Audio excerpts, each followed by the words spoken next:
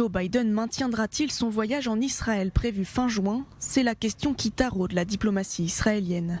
Pour le ministère des Affaires étrangères et le cabinet du Premier ministre israélien, pas de doute, la visite du président américain sera compromise si le Parlement israélien est dissous.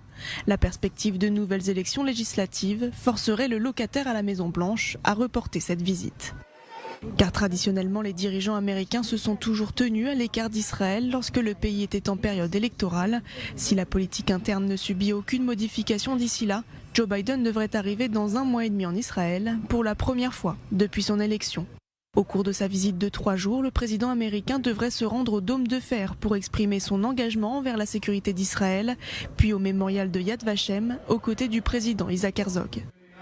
Mais ce voyage du président américain suscite déjà la controverse en Israël.